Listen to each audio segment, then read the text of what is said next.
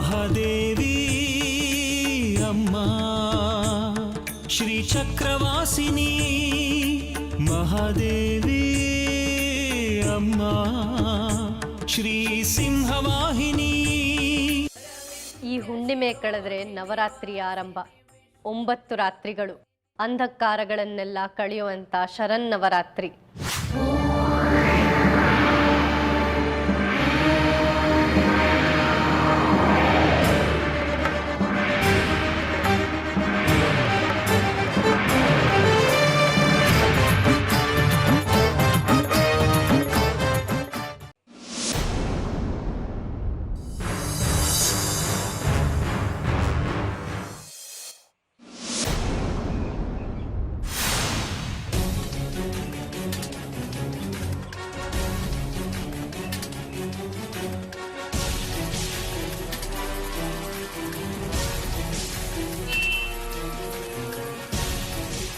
ಏನು ಮಜ್ಜಾಜಿ, ಚೆನ್ನಾಗಿದೆಯಾ?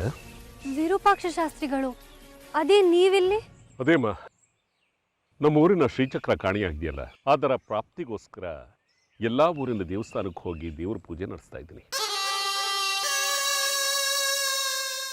ಹಾಗೆ ಇಲ್ಲಿ ದಕ್ಷಿಣನಾಥೇಶ್ವರ ಸ್ವಾಮಿ ಬಹಳ ಪ್ರಬಲವಾದ ಸ್ವಾಮಿ ಅಂತ ಗೊತ್ತಾಯಿತು. ಅದಕ್ಕೆ ಇಲ್ಲಿ ಪೂಜೆ ಸಲ್ಲಿಸೋಣ ಅಂತ ಬಂದೆ. ನೀನೇನಿಲ್ಲಿ? ನಾನಿಲ್ಲಿ ಒಂದು ಮುಖ್ಯವಾದ ಕೆಲಸಕ್ಕೆ ಅಂತ ಬಂದೆ, ಆದ್ರೆ ನಾನೇ ತೊಂದರೆಗೆ ಸಿಕ್ಕಾಕೊಂಡಿದ್ದೀನಿ ಈಗ. ಏನು ನಿನ್ನ ತೊಂದರೆ ಹೇಳು, ನನ್ನಿಂದಾದರೆ ನಿವಾರಿಸೋದು ಪ್ರಯತ್ನ ಪಡ್ತೀನಿ. ನಮ್ಮೂರಿನ ಅಮ್ಮನವ್ರ ವಿಗ್ರಹದ ಥರನೇ ನನ್ನ ಹತ್ರನೂ ಒಂದು ವಿಗ್ರಹ ಇದೆ. ಅದಕ್ಕೆ ನಾನು ಸುಂದ್ರಮ್ಮ ಅಂತ ಹೆಸರಿಟ್ಟಿದ್ದೀನಿ. ಅದು ತುಂಬಾ ಹಳೆ ಕಾಲದ್ದು. ಅದಕ್ಕೆ ಊರ್ನವ್ರ ಕಣ್ಣೆಲ್ಲ ಅದ್ರ ಮೇಲೆ ಬಿದ್ದಿತ್ತು. ಸ್ವಲ್ಪ ದಿನ ಮರೆಯಾಗಿರೋಣ ಅಂತ ಈ ಊರಿಗೆ ಬಂದೆ, ಆದ್ರೆ ಇಲ್ಲೂ ನನ್ನಿಂದ ದೂರ ಆಗಿದೆ. ಹೌದಾ? ಹಾಗಾದ್ರೆ ಅಮ್ಮನವ್ರ ವಿಗ್ರಹ ನಿನ್ನ ಹತ್ರ ಇಲ್ವಾ? ಇಲ್ಲ ಶಾಸ್ತ್ರಿಗಳೇ, ಈ ಊರಲ್ಲಿ ಶಿವರುದ್ರ ಅಂತ ಒಬ್ರಿದ್ದಾರೆ.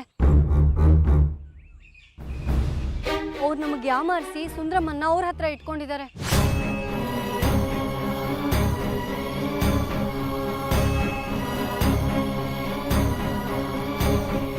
ಸುಂದರಮ್ಮನ? ಅವ್ರು ಯಾರು? ಆಗ್ಲೇ ಹೇಳದ್ನಲ್ಲ, ಅಮ್ಮನವ್ರ ವಿಗ್ರಹಕ್ಕೆ ಸುಂದ್ರಮ್ಮ ಅಂತ ಹೆಸರಿಟ್ಟಿದ್ದೀನಿ ಅಂತ. ಓ ಹೌದಲ್ವಾ? ಹಾಗಾದ್ರೆ ಈಗ ವಿಗ್ರಹ ಶಿವರುದ್ರನತ್ತ ಸೇರ್ಕೊಂಡಿದ್ಯಾ? ಹೌದು ಶಾಸ್ತ್ರಿಗಳೇ, ಮತ್ತೆ ಸುಂದ್ರಮ್ಮನ್ನ ಅವರಿಂದ ಹೇಗೆ ಪಡ್ಕೊಳ್ಳೋದು ಅಂತ ಗೊತ್ತಾಗ್ತಿಲ್ಲ. ಅವರು ನಮ್ಗೆ ಅವ್ರ ಮನೆಯಲ್ಲೇ ಆತಿಥ್ಯ ಕೊಟ್ಟು ನಮ್ಮಿಂದ ವಿಗ್ರಹನ ಬಚ್ಚಿಟ್ಟಿದ್ದಾರೆ. ಮತ್ತೆ ಸುಂದ್ರಮ್ಮನ್ ಹೇಗೆ ಪಡ್ಕೊಳ್ಳೋದು ಅಂತ ನೀವೇ ಏನಾದರೂ ಉಪಾಯ ಹೇಳಿ ಶಾಸ್ತ್ರಿಗಳೇ. ನನಗೂ ಇದು ಪರಿಚಯ ಇಲ್ಲದೆ ಇರುವ. ಒಂದು ಕೆಲಸ ಮಾಡು, ನೀನು ಅವ್ರ ಮನೇಲಿ ಇದ್ದು ಏನೂ ಗೊತ್ತಿಲ್ಲದವಳಾಗಿ ಇರಬೇಕು, ಗೊತ್ತಾಯ್ತಲ್ಲ? ಏನು ಮಾಡಬಹುದು ಅಂತ ಯೋಚನೆ ಮಾಡಿ ಸಂಜೆ ಇದೇ ಜಾಗದಲ್ಲಿ ಸಿಗೋಣ. ಹಾಗೆ ಆಗಲಿ ಶಾಸ್ತ್ರಿಗಳೇ, ನೀವು ನನಗೆ ಸಿಕ್ಕಿದ್ದು ಮುಳುಗೋರ್ಗೆ ಹುಲ್ ಕಡ್ಡಿ ಸಿಕ್ಕಾಗಾಯ್ತು. ನಾನೇನು ಬರ್ತೀನಿ, ಅಲ್ಲೇ ಅವ್ರ ಮನೆಯಲ್ಲೇ ಇರ್ತೀನಿ. ಆಯಿತು, ಈ ವಿಷಯನ ಗುಟ್ಟಾಗಿಟ್ಕೋ, ಯಾರ ತನೂ ಹೇಳ್ಬೇಡ. ಆಯಿತು ಶಾಸ್ತ್ರಿಗಳೇ, ಇನ್ಯಾರಿಗೂ ತಿಳಿಸೋದಿಲ್ಲ. ನಾನೇನು ಬರ್ತೀನಿ.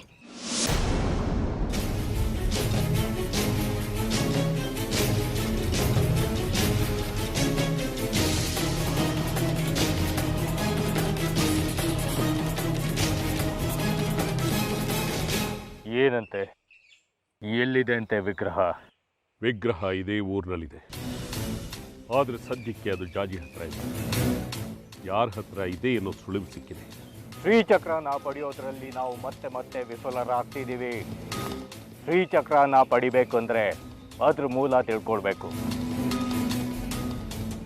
ಅದ್ರ ಮೂಲನ ತಿಳ್ಕೊಳ್ಬೇಕಂದ್ರೆ ನಾವು ಆ ವಿಗ್ರಹನ ಪತ್ತೆ ಹಚ್ಚಬೇಕು. ನಾವು ಶ್ರೀಚಕ್ರದ ಚಿಂತೆ ಬಿಟ್ಟು ಆ ವಿಗ್ರಹದ ಹುಡುಕಾಟದಲ್ಲಿ ತಲೆಗೆಸ್ಕೊಂಡಿದ್ದೀವಿ. ಎಲ್ಲಿದೆ ಅಂತ ಆ ವಿಗ್ರಹ? ಅದು ಈ ಊರಿನ ಭಾರಿ ಶ್ರೀಮಂತ ಶಿವರುದ್ರನ ಮನೆಯಲ್ಲಿದೆ.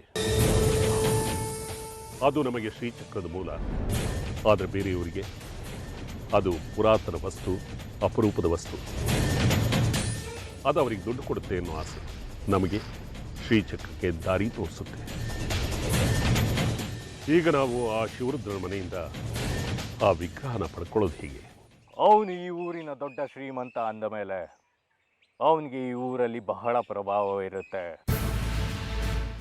ನನ್ನ ಮಂತ್ರಶಕ್ತಿಯಿಂದ ಏನಾದರೂ ತಿಳ್ಕೊಳ್ಳೋಣ ಅಂದರೆ ಅವನ ಜನ್ಮ ಜಾತಕ ಏನೂ ತಿಳಿದಿಲ್ಲ. ಮೊದಲು ಅವನ ಇತಿಹಾಸ ಏನು ಅನ್ನೋದನ್ನು ತಿಳ್ಕೋಬೇಕು. ಒಂದಂತೂ ಖಚಿತವಾಯ್ತಲ್ಲ, ನಮಗೆ ಬೇಕಾಗಿರೋ ವಿಗ್ರಹ ಇಲ್ಲೇ ಇದೆ ಅಂತ. ಇನ್ನು ಅದನ್ನು ಪಡ್ಕೊಳ್ಳೋ ದಾರಿ ಹುಡುಕಬೇಕು. ಅವನ ಮನೆ ವಿಳಾಸ ಇರೋ ಜಾಗ ಏನಾದರೂ ಹೇಳಿದ್ಲಾ ಜಾಜಿ? ಇಲ್ಲ, ಆತಂಕದಲ್ಲಿ ಅವಳು ಏನು ಹೇಳಲಿಲ್ಲ, ನಾನು ಕೇಳಲಿಲ್ಲ. ಊರ ದೊಡ್ಡ ಮನುಷ್ಯ ಆದ್ರಿಂದ ಯಾರನ್ನು ಕೇಳಿದ್ರು ಹೇಳ್ತಾರೆ. ಮೊದಲು ಅವನ ಮನೆ ರೂಪುರೇಷೆ ನೋಡೋಣ. ಮೊದಲು ಬೇರೆಯವರಿಂದ ಅವನ ಗುಣ ಅವಗುಣಗಳನ್ನು ತಿಳ್ಕೊಳ್ಳೋಣ. ಆಮೇಲೆ ಮುಂದುವರಿಬೇಕು ವಿರೂಪಾಕ್ಷ. ಇಲ್ಲಿಂದಾನೇ ಮೊದಲು ಶುರು ಮಾಡಿದ್ರೆ ವಿಗ್ರಹದ ಮೂಲ ಹಿಡಿಯೋದಕ್ಕೆ ಅನುಕೂಲ ಆಗುತ್ತೆ.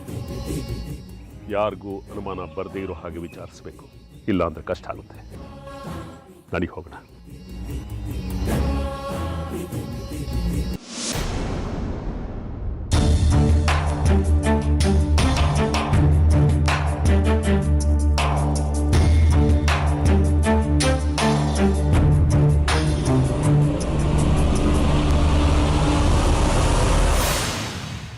ಇದೇನಿದು ಕಿಟಕಿ ತೆಗ್ದೇ ಇದೆಯಲ್ಲ?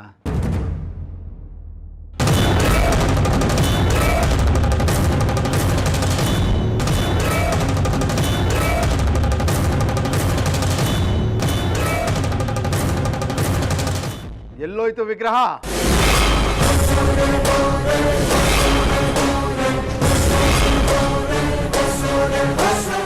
ಬೀಗ ಹೊಡೆದಿದ್ದಾರೆ.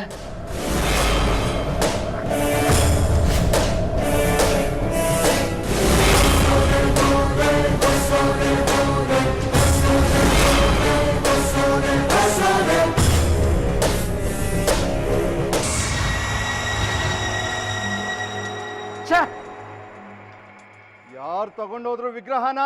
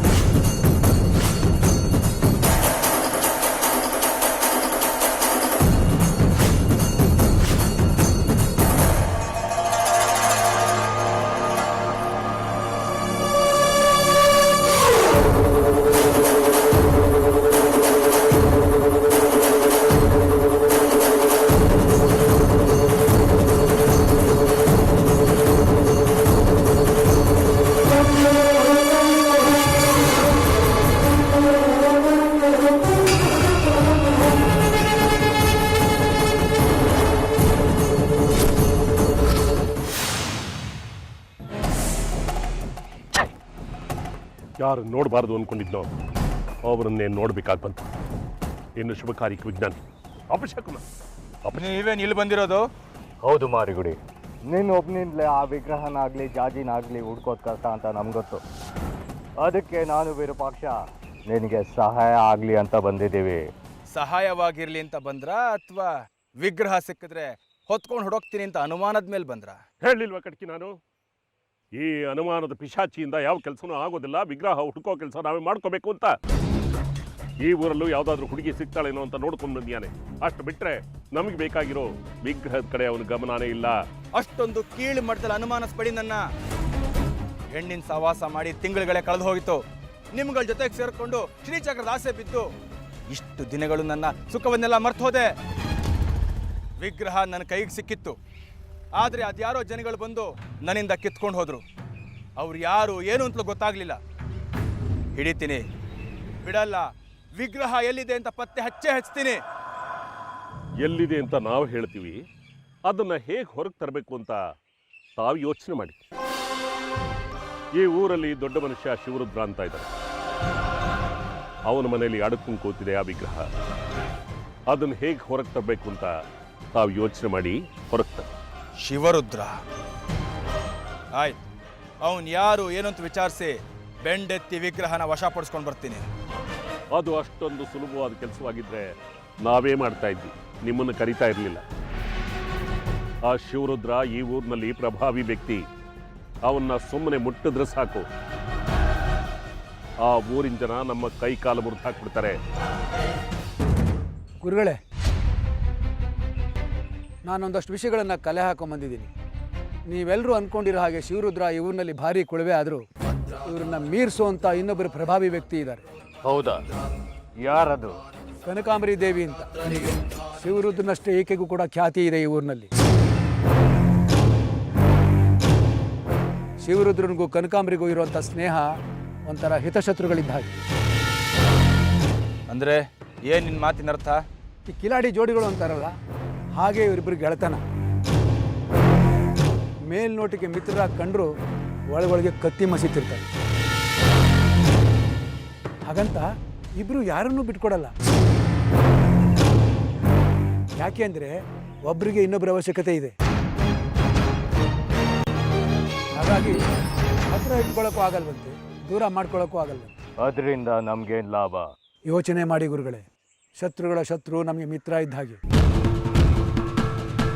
ಇವಳ ಮೂಲಕ ಅವನನ್ನು ಮಟ್ಟ ಹಾಕ್ಬೋದು. ಮಿತ್ರ ಭೇದ ಉಂಟು ಮಾಡಿದ್ರೆ ವಿಗ್ರಹ ನಮ್ಮ ಕೈ ಸೇರೋದು ಖಚಿತ. ಶಭಾಷ್ ಮಣಿಕಂಠ, ಶಭಾಷ್. ನೀನು ನನ್ನ ಕೈ ಕೆಳಗೆ ಪೊಲೀಸ್ ಇಲಾಖೆಯಲ್ಲಿ ಇರಬೇಕಾಗಿತ್ತು. ಒಳ್ಳೆ ಸುದ್ದಿ ತಂದಿದ್ಯಾ. ಹಾಗಂತ ಏಕಾಏಕಿ ನಾವು ಯಾರನ್ನು ನಂಬೋದಕ್ಕಾಗೋದಿಲ್ಲ.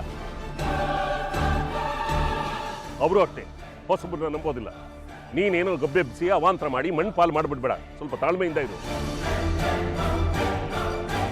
ಎಷ್ಟು ಸುದ್ದಿ ಸಿಕ್ಕಿದೆ ಅಲ್ವಾ? ಈಗ ಜಾಣತನದಿಂದ ನಮ್ಮ ಕೆಲಸ ನಾವು ಮಾಡ್ಕೋಬೇಕು. ಆಯ್ತಾಯ್ತು.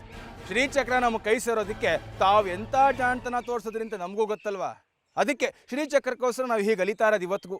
ಶ್ರೀಚಕ್ರ ನಮ್ಮ ಕೈ ತಪ್ಪೋದಕ್ಕೆ ತಮ್ಮ ಕುತಂತ್ರನೂ ಕಾರಣ ಅನ್ನೋದನ್ನ ಮರಿಬೇಡಿ ಮಾರಿಗುಡಿ ಸಾಹೇಬ್ರೆ. ಈಗ ನಮ್ಮ ಮುಂದಿರೋ ಪ್ರಶ್ನೆ, ಆ ವಿಗ್ರಹನ ಹುಡ್ಕೋದು, ಅದನ್ನ ವಶಪಡಿಸ್ಕೊಳ್ಳೋದು, ಆಮೇಲೆ ಚಕ್ರಾಪುರಿ ಸೇರ್ಕೊಳ್ಳೋದು. ಆಯ್ತು. ವಿಗ್ರಹ ಪಡ್ಕೊಳ್ಳೋದಕ್ಕೆ ನನಗೊಂದು ಯೋಚನೆ ಬರ್ತಾ ಇದೆ. ಅದನ್ನು ನಾನೇ ಮಾಡ್ತೀನಿ. ಅದಾಗಲಿಲ್ಲ ಅಂದರೆ ನೀವು ಹೇಳ್ದಾಗ ಕೇಳ್ತೀನಿ. ಆಗ್ಬೋದಾ? ಆದರೆ ಅದು ಆದಷ್ಟು ಬೇಗ ಆಗಬೇಕು. ನಮ್ಮ ಹತ್ರ ಸಮಯ ಇಲ್ಲ.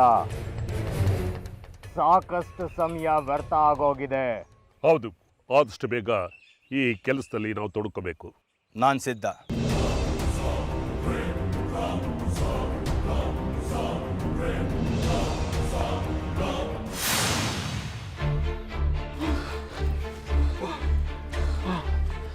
ಇನ್ನು ಅರಿಹಂತಪುರದ ಸರಹದ್ದು ಮುಗೀತು. ಸತ್ಯ, ಅವ್ರು ಯಾರು ನಮ್ಮ ಬೆನ್ನು ಹತ್ತಲ್ಲ. ಆ ಊರವ್ರು ಇಲ್ದಿದ್ರೆ ಏನಾಯ್ತಪ್ಪ? ನಮ್ಮೂರಿಂದನೇ ಬಂದಿಲ್ವಾ ಆ ಮಾರಿಗುಡಿ ಮತ್ತೆ ಅವನ ಗುಂಪು? ರಾಮೇಶ್ವರಕ್ಕೆ ಹೋದ್ರು ಶನಿ ಕಾಟ ತಪ್ಪಲಿಲ್ವಂತೆ. ಹಂಗಾಯ್ತು ನಮ್ಮ ಕತೆ. ಇಲ್ಲ ಕಣೋ, ಇನ್ನು ಹೆದ್ದಾರಿ ಸಿಕ್ತಲ್ಲ, ಯಾವುದಾದ್ರೂ ಗಾಡಿ ಸಿಗುತ್ತೆ, ಕೈ ತೋರಿಸಿ ನಿಲ್ಲಿಸಿ ಊರ್ ಕಡೆಗೆ ಹೋಗೋಣ. ಆದ್ರೆ ಬಂದ್ ಕೆಲ್ಸಾನೇ ಆಗ್ಲಿಲ್ವಲ್ಲಪ್ಪ. ಸುಂದ್ರಮ್ಮನ್ಗೆ ದಕ್ಷಿಣನಾಥನ್ ದರ್ಶನನೂ ಆಗ್ಲಿಲ್ಲ. ಬೀಸು ದೊಣ್ಣೆಯಿಂದ ತಪ್ಪಿಸ್ಕೊಂಡ್ರೆ 1000 ವರ್ಷ ಆಯ್ಸಂತೆ. ಆ ದಾಂಡಿಗರಿಂದ ತಪ್ಪಿಸ್ಕೊಂಡ್ವಲ್ಲ, ಅಷ್ಟು ಸಾಕು. ನಡಿ ಊರು ಸೇರ್ಕೊಳ್ಳೋಣ. ಈ ಸುಂದ್ರಮ್ಮನ್ನ ಉಳಿಸ್ಕೊಳ್ಳೋದೇ ದೊಡ್ಡ ಸಾಹಸ ಆಗಿದೆ. ಹೌದು ಕಣೆ ಜಾಜಿ ಅಕ್ಕ, ನಾಳೆಯಿಂದ ನವರಾತ್ರಿ. ಮನೇಲಿ ನಾವು ಯಾರೂ ಇಲ್ಲ. ಮೊದಲು ನವರಾತ್ರಿ ಮುಗಿಸ್ಕೊಬಿಡೋಣ, ಆಮೇಲೆ ಇದ್ರ ಬಗ್ಗೆ ಯೋಚನೆ ಮಾಡೋಣ. ಇವಾಗ ಊರಿಗೆ ಹೋಗೋಣ ಕಣೆ. ಹೌದು, ಅವ್ನು ಹೇಳ್ತಿರೋದು ಸರಿ ಜಾಜಿ. ಊರಿನಲ್ಲಿ 3 ಬಿಟ್ಟು ಬಂದಿದ್ದೀವಿ. ನಿಮ್ಮಮ್ಮ ನಿನ್ನ ನೆನಪಲ್ಲೇ ಹಾಸಿಗೆ ಹಿಡಿದಿದ್ದಾಳೆ. ಸುನೀತಾ ಬಸ್ರಿ, ಅವಳ ಕೈಲೂ ಕೆಲಸ ಆಗಲ್ಲ. ಅಮ್ಮನ ಕೈಲಂತೂ ಆಗೋದೇ ಇಲ್ಲ. ನಾಳೆಯಿಂದ ಹಬ್ಬ. ನಾವು ಮೊದಲು ಚಕ್ರಪುರಿ ಸೇರ್ಕೊಂಡ್ಬಿಡೋಣ. ಉಳಿದಿದ್ದ ವಿಚಾರ ಆಮೇಲೆ. ಮೊದಲು ಅಮ್ಮನ ಆರೋಗ್ಯ ಮುಖ್ಯ ಕಣೆ ಜಾಜಿ ಅಕ್ಕ, ಆಮೇಲೆ ಇದ್ರ ಬಗ್ಗೆ ಎಲ್ಲ ನೋಡೋಣ ಕಣೆ. ಆಯ್ತು, ನೀವ್ ಹೇಳಿದ್ಮೇಲೆ ಇನ್ನೇನಿದೆ, ಊರಿಗೆ ಹೋಗೋಣ.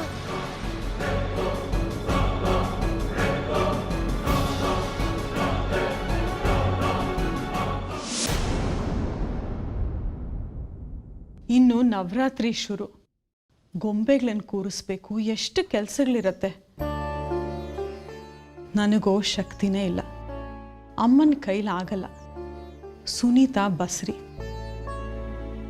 ಅವಳ ಕೈಲಿ ಕೆಲಸ ಮಾಡಿಸೋ ಹಾಗಿಲ್ಲ. ನಿಮ್ಮಪ್ಪ ವಿದ್ಯಾ ಇಬ್ಬರೂ ಇಲ್ಲ. ಅವರಿಬ್ಬರೂ ಇಲ್ಲದೆ ಹೇಗೆ ಹಬ್ಬ ಮಾಡೋದು? ನನಗಂತೂ ದಿಕ್ಕೇ ತೋಚ್ತಾ ಇಲ್ಲ. ಎಲ್ಲಾನು ಒಂದೇ ಉಸಿರಿಗೆ ಹೇಳ್ತಿದ್ದೀರಲ್ಲ, ಆಗತ್ತೆ. ಎಲ್ಲ ಸರಾಗವಾಗಿ ಆಗತ್ತೆ. ಯಾಕಷ್ಟೊಂದು ಚಿಂತೆ ಮಾಡ್ತೀರಿ? ಏನಾಗತ್ತೋ ಏನೋ, ನನಗಂತೂ ಕೈ ಕಾಲೇ ಓಡ್ದ ಹಾಗಾಗಿದೆ. ಆದರೆ ನಾನು ಒಂದು ಮಾತು ಹೇಳ್ತೀನಿ, ಅದನ್ನು ನೀವು ನಡೆಸ್ಕೊಡ್ಬೇಕು. ಅಯ್ಯೋ ನಿನ್ನ, ನಾ ಮೊದಲೇ ಆತಂಕದಲ್ಲಿದ್ದೀನಿ. ನೀನು ಮತ್ತೆ ಮಾತು ನಡೆಸ್ಕೊಡಿ ಅದು ಇದು ಅಂತ ಮನೆ ಬಿಟ್ಟು ಹೋಗ್ಬೇಡ. ಹೋಗೋ ಹಾಗಿದ್ರೆ ನನ್ನನ್ನು ನಿನ್ನ ಜೊತೆ ಕರ್ಕೊಂಡು ಹೋಗು. ನೀನೆಲ್ಲಿರ್ತೀಯೋ ನಾನು ಅಲ್ಲೇ ಇರ್ತೀನಿ. ನಾನು ಎಲ್ಲೂ ಹೋಗಲ್ಲ. ಇನ್ನೇನು ಅಪ್ಪನೂ ವಿದ್ಯಾನೂ ಬರ್ತಾರೆ.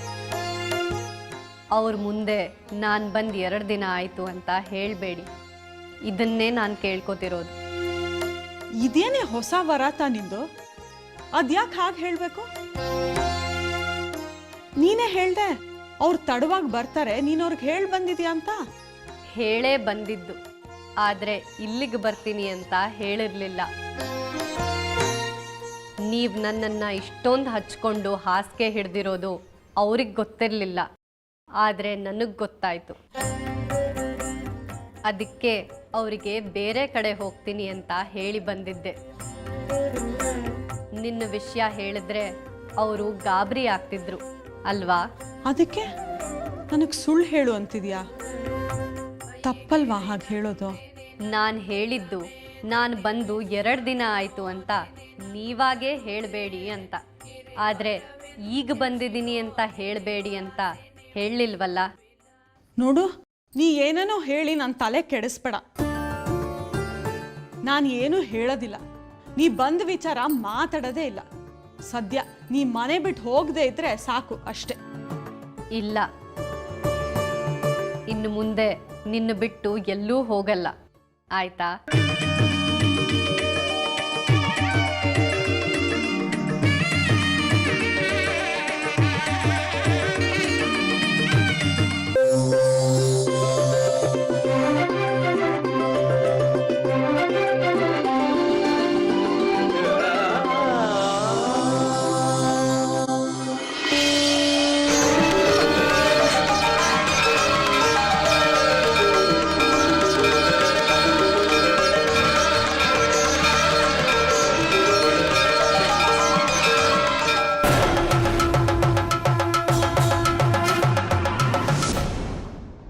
ಏನ್ ಸುದ್ದಿ ಮಣಿಕಂಠ?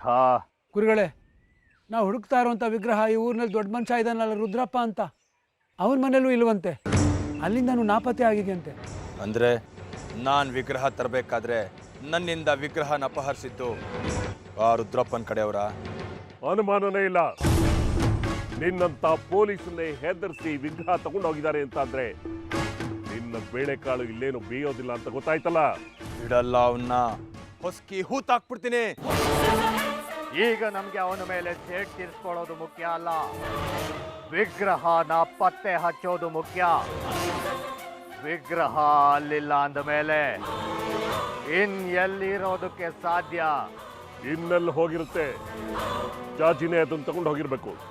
ಇಲ್ಲಿವರೆಗೂ ಅವಳೇ ಅಲ್ವಾ ಅದನ್ನ ಕಾಪಾಡ್ಕೊಂಡ್ ಬಂದಿರೋದು. ಆದ್ರೆ ಅವರು ಊರ್ ಬಿಟ್ಟಿದ್ದಾರೆ, ದೇವಸ್ಥಾನದಲ್ಲಿ ಇಲ್ಲ ಅವರು.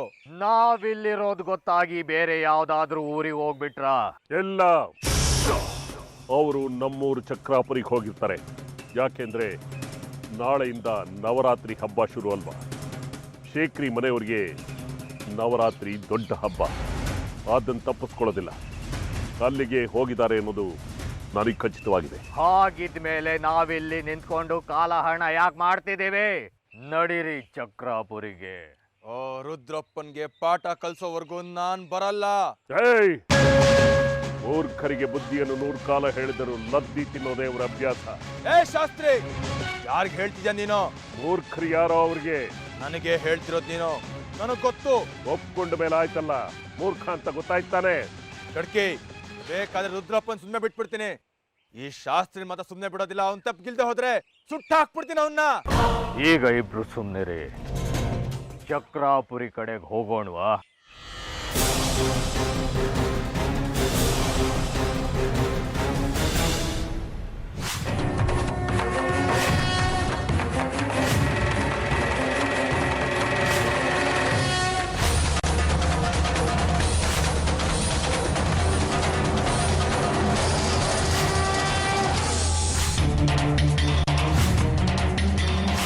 ನವರಾತ್ರಿ ನಡೆಯೋದೆ ದುಷ್ಟರ ದುರ್ಗುಣಗಳನ್ನ ತೊಡೆದು ಹಾಕೋಕೆ. ನೀವು ದುಷ್ಟರು ಸೇರ್ಕೊಂಡು ನನ್ನ ನವರಾತ್ರಿಯನ್ನ ನಿಲ್ಲಿಸ್ತೀರಾ? ನಿಮಗದು ಸಾಧ್ಯನಾ?